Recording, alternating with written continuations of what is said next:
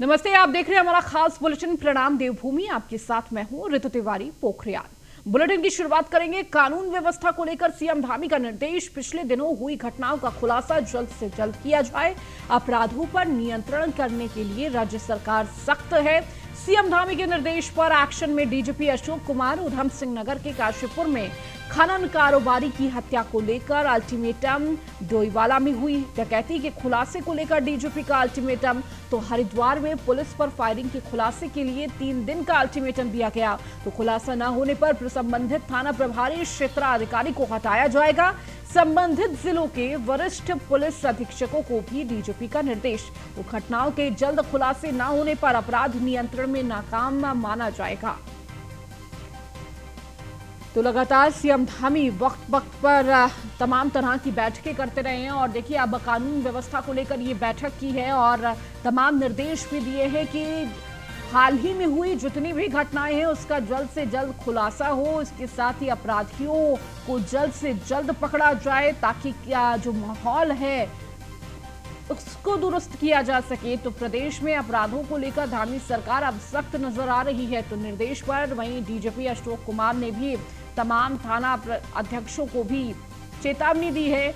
उधम सिंह नगर के काशीपुर में खनन कारोबारी की हत्या का खुलासा करने का अल्टीमेटम जारी किया है। डोईवाला में हुई डकैती के खुलासे के लिए अल्टीमेटम जारी किया गया है। इसके साथ ही हरिद्वार में पुलिस पर फायरिंग करने वाले के लिए भी खुलासे के लिए 3 दिन का वक्त दिया गया है और अगर ऐसा नहीं होता है तो थाना प्रभारी क्षेत्राधिकारी को हटाया जाएगा। तो ये अल्टीमेटम दिया गया है।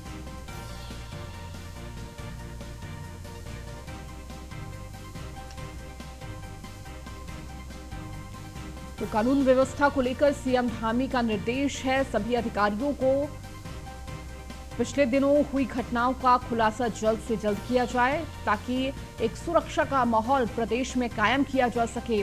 अपराधों पर नियंत्रण जल्द से जल्द हो, अपराधियों में भी पुलिस का खौफ हो।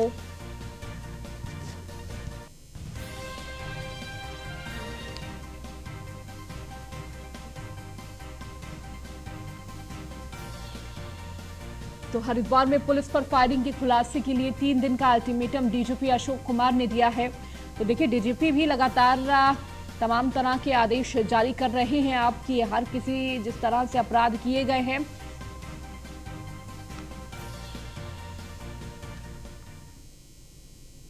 वहीं सीएम धामी का आज क्या कुछ कार्यक्रम रहने वाला है वो भी आपको बता देते हैं। भारतीय राजदूतों और उच्चायुक्तों से मुलाकात करेंगे। आज से 2 दिवसीय मध्य प्रदेश के दौरे पर रहेंगे सीएम। मध्य प्रदेश के सागर में सैनिक सम्मेलन में शामिल होंगे। तो आज क्या कुछ प्रमुख कार्यक्रम सीएम पुष्कर सिंह धामी के रहने वाले हैं वो आपको बता रहे हैं, जहां राजदूतों से मुलाकात करेंगे और इसके साथ ही मध्य प्रदेश के दौरे पर जा रहे हैं सीएम पुष्कर सिंह धामी, जहां पर सागर में सैनिक सम्मेलन में सम्मिलित होंगे।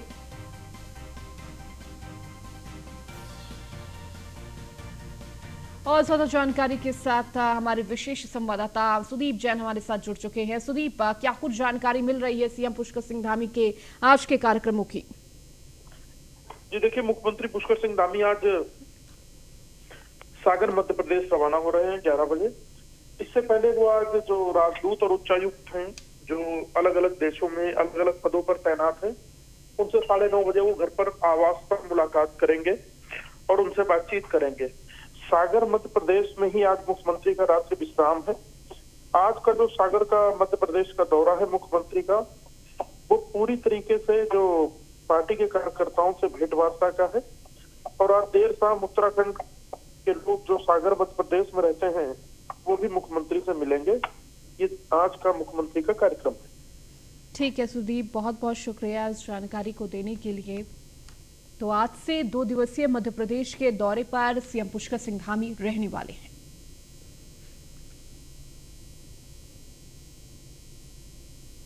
मुख्यमंत्री महीने में एक बार अब बीजेपी कार्यालय में सुनेंगे जनता की समस्याएं। सीएम धामी पार्टी मुख्यालय में महीने में एक दिन जनता दरबार में शामिल होंगे। सप्ताह में हर दिन कोई ना कोई मंत्री आम लोगों की समस्या सुनने पार्टी कार्यालय में बैठेगा। तो देखिए अब जनता दरबार का जो कार्यक्रम है वो अब उत्तराखंड में भी देखने को मिलेगा। तो महीने में एक बार सीएम पुष्कर सिंह धामी बीजेपी कार्यालय पहुंचेंगे और वहां पर जनता दरबार लगाकर जनता की समस्याओं से रूबरू होंगे। तो वहीं इसके साथ ही मंत्रियों को भी निर्देश दिए गए हैं कि आप हफ्ते में एक मंत्री कार्यालय में जाएगा और वहां पर जनता की समस्याओं को सुनेगा।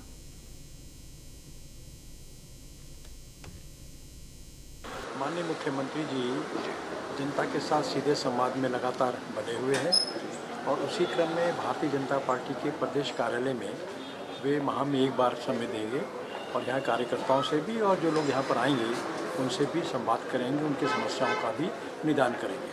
तो ये उनकी जो एक कार्यशैली है कि लोगों से सीधा मिलना, कार्यकर्ताओं से मिलना, उसी का अपने आप में परिणाम है। इसका कार्यक्रम का जो स्वरूप है हमारे प्रदेश के माननीय अध्यक्ष श्री महेंद्र भट्ट जी उसको अंतिम रूप दे रहे हैं और उसकी शीघ्र ही घोषणा कर दी जाए। माननीय मुख्यमंत्री पुष्कर सिंह धामी ने केंद्रीय शिक्षा मंत्री धर्मेंद्र प्रधान की अध्यक्षता में आयोजित शिक्षा विभाग, उच्च शिक्षा विभाग और कौशल विकास की समीक्षा बैठक में हिस्सा लिया। इस अवसर पर धर्मेंद्र प्रधान और मुख्यमंत्री पुष्कर सिंह धामी ने आज सीएम आवास स्थित मुख्य सेवक सदन में उच्च शिक्षा में शैक्षणिक सत्र 2022-23 के लिए राष्ट्रीय शिक्षा नीति 2020 का शुभारंभ किया। धर्मेंद्र प्रधान ने देश में सबसे पहले राष्ट्रीय शिक्षा नीति 2020 को लागू करने के लिए उत्तराखंड सरकार को बधाई देते हुए कहा कि देवभूमि उत्तराखंड विद्वानों की भूमि है। इस देवभूमि से नई शिक्षा नीति के बेहतर क्रियान्वयन के लिए अभी अनेक विचार आएंगे। शिक्षा के साथ ही बच्चों के कौशल विकास, उसके व्यक्तित्व के विकास और भाषाई विकास एवं नैतिक मूल्यों पर विशेष ध्यान दिया गया है। शिक्षा व्यक्ति की आत्मनिर्भरता से जुड़ी हुई है। शिक्षा मंत्री ने कहा कि राष्ट्रीय शिक्षा नीति के तहत बच्चों को 3 साल से फॉर्मल एजुकेशन से जोड़ा जा रहा है। इसके साथ बाल वाटिका शुरू की गई है। बाल वाटिका में 3 साल सीखने के बाद बच्चा पहली कक्षा में प्रवेश करेगा, तब उसकी उम्र 6 साल होगी।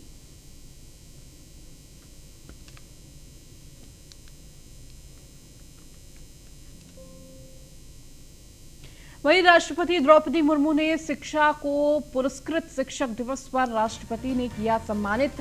जीआईसी भेल के अर्थशास्त्र के प्रवक्ता हुए सम्मानित। मंत्री धर्मेंद्र प्रधान ने प्रदीप नेगी को सम्मानित किया। तो शिक्षक दिवस पर राष्ट्रपति ने सम्मानित किया है। आपको बता दें, जीआईसी भेल के अर्थशास्त्र के प्रवक्ता हुए सम्मानित। इसके साथ ही जीआईसी भेल के ये प्रवक्ता थे, तो मंत्री धर्मेंद्र प्रधान ने प्रदीप नेगी को सम्मानित किया।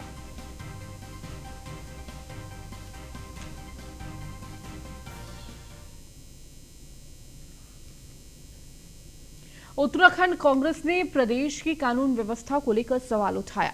कांग्रेस प्रदेश अध्यक्ष करण माहरा ने हाल ही में प्रदेश में घटी कुछ आपराधिक मामलों को गिनवाते हुए सीएम धामी से पुलिस के सीनियर अधिकारियों के इस्तीफे की मांग की है। माहरा ने कहा कि प्रदेश की बिगड़ती कानून व्यवस्था पर मुख्यमंत्री को बड़े कदम उठाने चाहिए। योग्य और ईमानदार अधिकारियों को जिम्मेदारी मिलनी चाहिए। इसके अलावा करण माहरा ने पुलिस पर बेवजह कांग्रेस कार्यकर्ताओं को परेशान करने और उन पर मुकदमा दर्ज करने का आरोप भी लगाया है।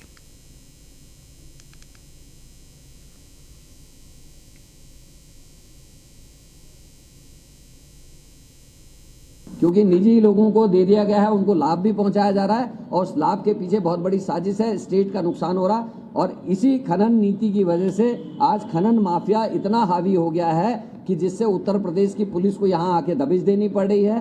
कई लोगों की 1, 2 नहीं 3 या 4 लोगों से ज्यादा लोगों की हत्या 2017 के बाद खनन के चक्कर में हो चुकी हैं।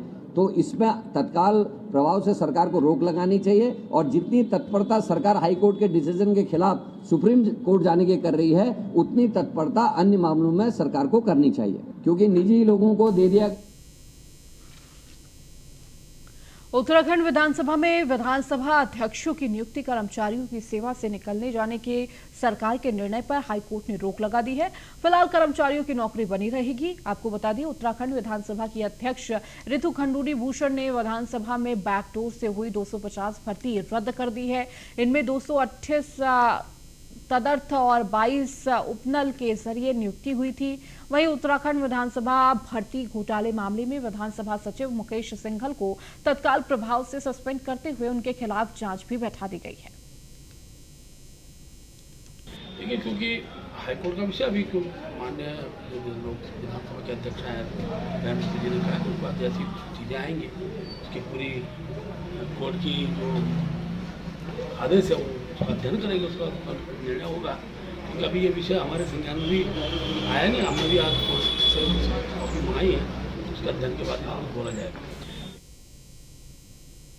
हरिद्वार में विसर्जित होंगे मुलायम सिंह यादव की अस्थियां। सोमवार को अस्थियां लेकर हरिद्वार पहुंचेंगे अखिलेश यादव। हरिद्वार के वीआईपी घाट पर विसर्जित करना था अस्थियों को, लेकिन कार्यक्रम में परिवर्तन किया गया। जिस तरह से लगातार कार्यकर्ताओं की भीड़ को देखते हुए ये कार्यक्रम परिवर्तित किए गए हैं। आपको बता दें कि पहले वीआईपी घाट में ये विसर्जन होना था, तो हरिद्वार में विसर्जित होगा मुलायम सिंह यादव की अस्थियों को विसर्जित किया जाएगा। तो अखिलेश यादव आज हरिद्वार पहुंचेंगे, तो करीब 12 बजे अस्थियां विसर्जित करेंगे अखिलेश यादव।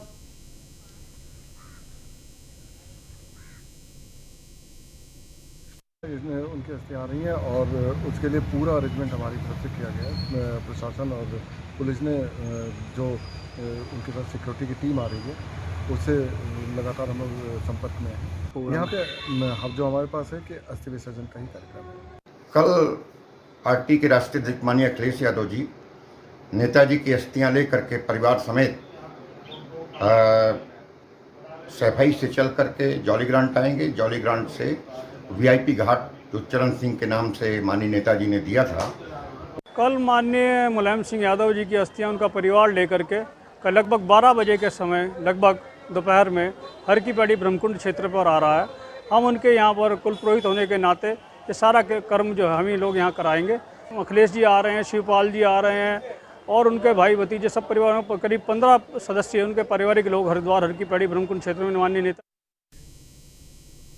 प्रधानमंत्री नरेंद्र मोदी द्वारा वीडियो कॉन्फ्रेंसिंग के माध्यम से देश भर में 75 जिलों में 75 डिजिटल बैंकिंग यूनिट का शुभारंभ किया गया। तो वहीं हरिद्वार स्थित देवपुरा चौक पर एचडीएफसी बैंक का शुभारंभ केंद्रीय रक्षा राज्य मंत्री अजय भट्ट ने किया। इस मौके पर कैबिनेट मंत्री सतपाल महाराज, विधायक मदन कौशिक और प्रदीप बत्रा समेत बीजेपी के वरिष्ठ नेता भी मौजूद रहे।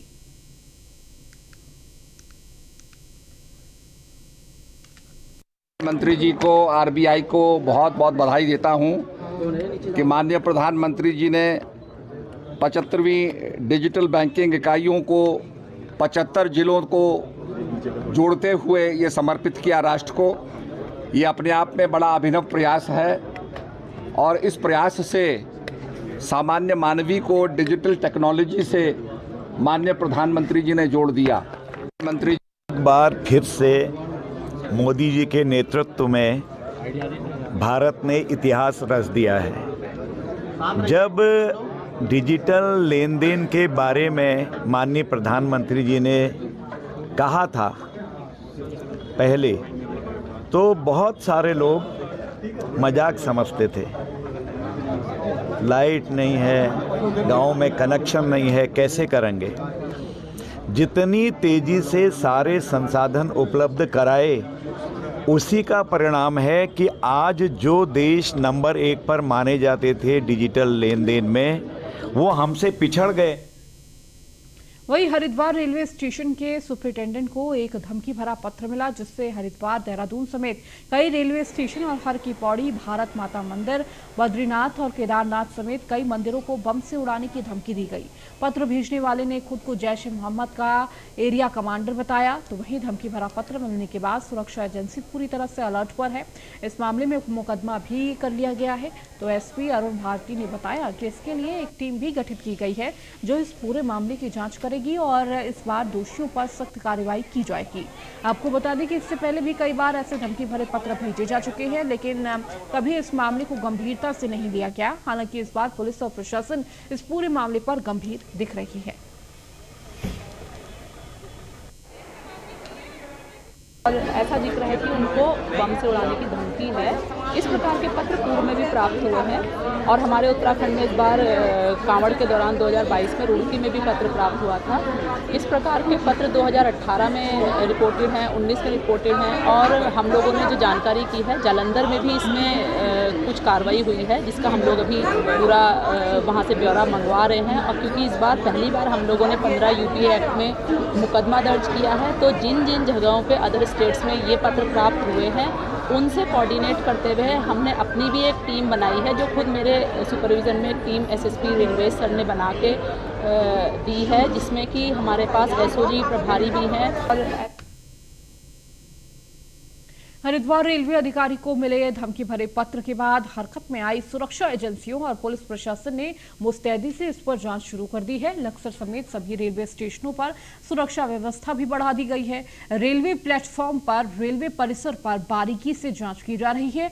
आपको बता दें कि हरिद्वार रेलवे अधिकारियों को एक धमकी भरा पत्र मिला था, जिसमें कई बड़े स्टेशनों के साथ साथ प्रदेश के प्रमुख मंदिरों को बम से उड़ाने की धमकी दी गई थी। पत्र भेजने वाले ने खुद जैसे का एरिया कमांडर भी बताया था।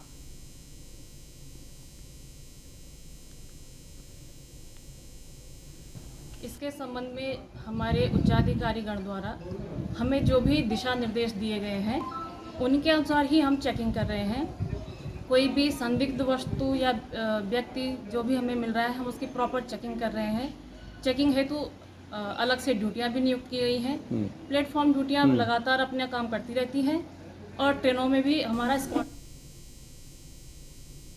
कालाडूंगी में स्वास्थ्य विभाग की ओर से लोगों को डेंगू बुखार और मलेरिया के प्रति जागरूक करने के लिए नुक्कड़ नाटक का आयोजन किया गया, जिसमें कुमाऊं सांस्कृतिक कला उत्थान समिति के कलाकारों ने हिस्सा लिया।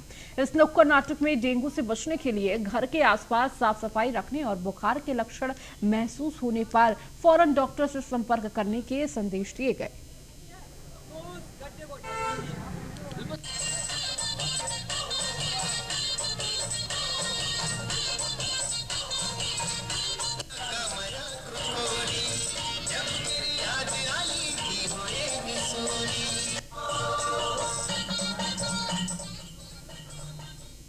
के तत्वाधान में ये कार्यक्रम चल रहे हैं और जो दल है वो है कुमाऊं सांस्कृतिक कला उत्थान समिति कोलकाता। वो सूचना विभाग देहरादून और नैनीताल के पंजीकृत दल हैं। हम लोगों को स्वास्थ्य विभाग ने आमंत्रित किया और स्वास्थ्य विभाग ने अपनी तरफ से ये कार्यक्रम दिए हैं कि डेंगू और मलेरिया पे जो आजकल जो चल रहा है उससे किस तरह से ये परिवार बच सकते हैं, हम अपने घर के आसपास किस तरह की सफाई रख सकते हैं। छोटे छोटे गड्ढों में हम पानी इकट्ठा नहीं कर सकते जिससे हमें मच्छर पैदा हो और हमारे लिए जानलेवा बन जाए। वहीं पौड़ी के पाबो विकास खंड में खेल महाकुंभ का शुभारंभ किया गया और जिसके बाद पाबो विकास खंड में कई खेल प्रतियोगिताओं का आयोजन किया जा रहा है। इस खेल महाकुंभ में हिस्सा लेने के लिए आसपास के इलाके के खिलाड़ी बड़ी संख्या में पहुंच रहे हैं। आपको बता दें कि इस खेल के महाकुंभ के में अंडर 14 से लेकर अंडर 21 तक के खेल प्रतिभागियों आयोजित किए गए, जिसमें करीब 900 से ज्यादा खिलाड़ी हिस्सा ले रहे हैं। इन खिलाड़ियों के रहने और खाने की पूरी व्यवस्था संबंधित विभाग द्वारा किया जाएगा।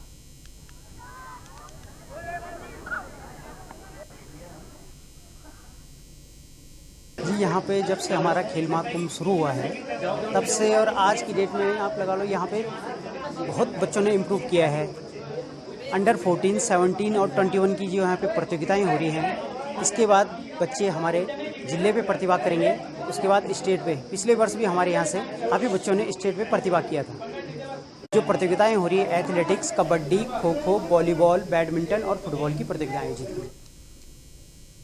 हरिद्वार में प्रशासन की ओर से अतिक्रमण के खिलाफ कार्रवाई की गई, जिसके तहत भगत सिंह चौक से दुर्गा चौक तक सड़क के दोनों अवैध दुकानों और अतिक्रमण को हटाया गया। साथ ही दोबारा अतिक्रमण किए जाने पर मुकदमा दर्ज करने की चेतावनी भी दी गई। आपको बता दें, जिलाधिकारी के निर्देश पर चलाए गए इस अभियान के दौरान कई स्थानों पर प्रशासन को विरोध का सामना भी करना पड़ा।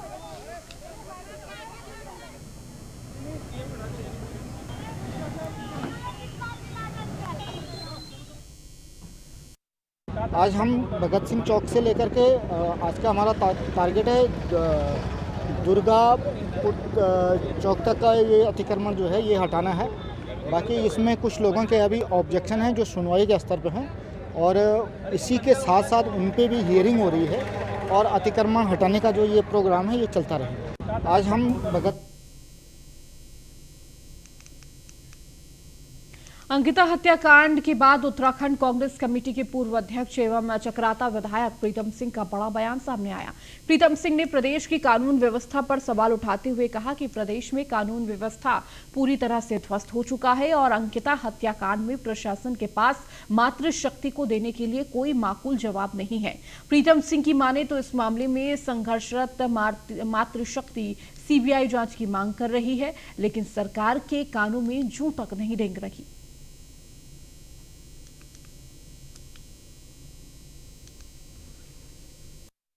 पर आती है वो बिना ड्रेस के होती है और उनके पास हथियार होते हैं और हथियार होने के बाद वो घर जाते हैं।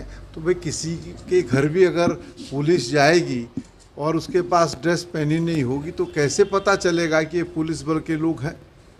ये भी तो हो सकता है कि सिविल वर्दी में जो लोग आए हैं वो अपराधी प्रवृत्ति के लोग हों और इसीलिए वहाँ संघर्ष भी हुआ, इसीलिए वहाँ पर ये बात भी हुई कि भाई आप कैसे हमारे घर के अंदर प्रवेश करने का काम कर रहे हैं।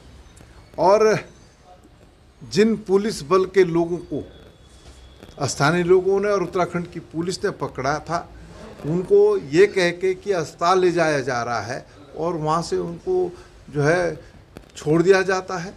तो सबसे पहले तो राज्य सरकार को उन पुलिस अधिकारियों के खिलाफ कार्रवाई। वहीं रुड़की के कृष्णानगर में पानी और जल भराव की समस्या से निजात दिलाने के लिए मेयर, विधायक और नगर निगम के अधिकारियों ने बैठक की है। बैठक में जल भराव की समस्या से निपटने और इसके निदान के लिए ठोस कदम उठाए जाने पर फैसला हुआ है। विधायक वीरेंद्र जाति ने कहा कि कृष्णानगर वासियों को जल भराव से मुक्ति दिलाने के लिए शासन स्तर पर उनके प्रयास किए जा रहे हैं और जल निकासी के लिए प्लान तैयार कर नालों और मार्गों का निर्माण कराने की कार्य योजना भी तैयार की जा रही है। मुद्दा जो है कृष्णानगर और शिवपुरम को लेकर के आज मैं मेयर साहब के समक्ष इनके ऑफिस में वार्ता के लिए मैं आया हूं। और कृष्णानगर की समस्या है जो आजकल मुख्य समस्या है, गली नंबर 20, गली नंबर 25 और नीचे का हिस्सा, वो आजकल बड़े हालात वहां पर ख़राब हैं। तो उसी के विषय को मैंने मेयर साहब को पूरा का पूरा मैपिंग के थ्रू और हम लोगों ने पूरा का पूरा इसमें एक टीम थी, उसने काम करने के लिए वो लोग स्थल पर भी जाएंगे और मुझे लगता है कि कुछ ना कुछ समाधान इसमें निकलेगा। उसी के सापेक्ष आज मैं कृष्णानगर के सापेक्ष, शिवपुरम के सापेक्ष नगर निगम। देखिए, नगर निगम क्षेत्र में वास्तव में कृष्णानगर क्षेत्र की बहुत बड़ी समस्या है जल भराव की। 20 नंबर गली से लेकर के और 25 नंबर गली के बाहर तक की रोड बननी और 25 नंबर का जो आसपास का क्षेत्र है वो जल से पूर्ण रूप से जलमग्न रहता है। हम लगातार वहाँ पर टैंकरों द्वारा सफाई करते हैं। आज हमारे भाई वीरेंद्र जाति जी विधायक क्षेत्र ये जो है झबरेड़ा से, वो आए और इस विषय में हमारी विस्तृत चर्चा हुई। नगर आयुक्त, सहायक नगर आयुक्त, हमारे जेई सब लोगों ने बैठ करके इस विषय में गहन मंथन किया और निश्चित रूप से इसकी हम जल्दी ही कुछ ना कुछ इस पर निर्णय ले करके और नगर निगम के माध्यम से या राज्य योजना से जैसे भी हो पाएगा इसका जरूर। रुड़की से देवबंद तक के लगभग 25 गांव को आसपास जोड़ने वाली दोनों सड़कें इन दिनों बदहाली की मार झेल रही है, लेकिन प्रशासन की ओर से इस पर कोई संज्ञान नहीं लिया जा रहा। हालात ये है कि अब सड़क की बदहाली को लेकर स्थानीय लोग विरोध प्रदर्शन के लिए मजबूर हो चुके हैं। लोगों की माने तो सड़क इतने गड्ढे हैं कि सड़क नजर भी नहीं आती। लोगों का आरोप है कि उन्होंने कई बार प्रशासन से इसकी शिकायत की, लेकिन प्रशासन की ओर से इस पर कोई संज्ञान नहीं लिया जा रहा।